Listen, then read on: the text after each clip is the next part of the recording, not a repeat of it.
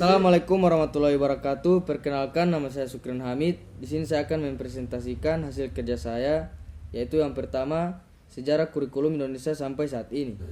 Dalam suatu sistem pendidikan, kurikulum itu sifatnya dinamis serta harus selalu dilakukan perubahan dan pengembangan agar dapat mengikuti perkembangan dan tantangan zaman.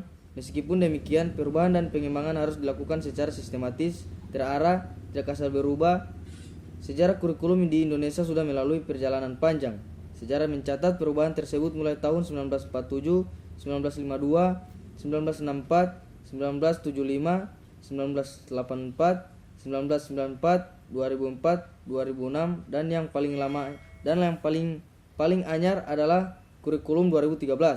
Masalahnya apabila beragam perubahan dan kurikulum yang telah diupayakan pemerintah kandas di tengah jalan. Bagaimana nasib kurikulum 2013?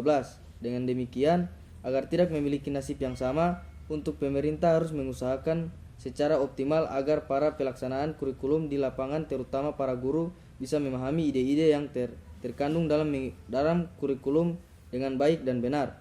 Menurut saya, analisis kurikulum dapat dilakukan untuk membenahi kekurangan kurikulum sebelumnya dan menghasilkan solusi perbaikan.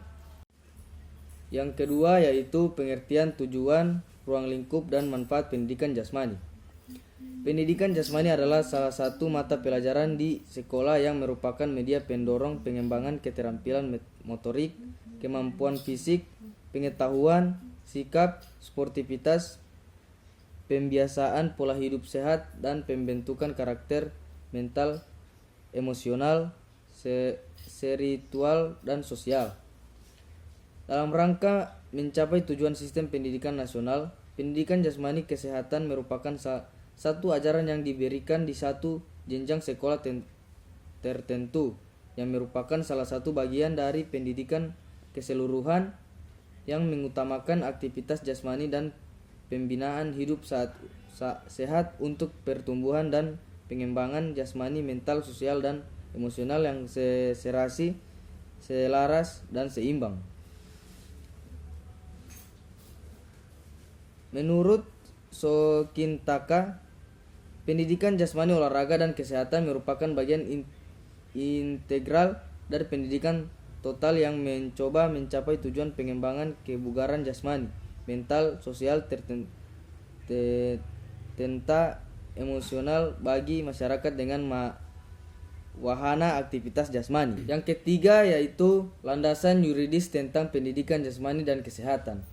Pendidikan jasmani memiliki peran penting dalam mewujudkan tujuan pendidikan nasional, yaitu menunjang pendidikan karakter bangsa.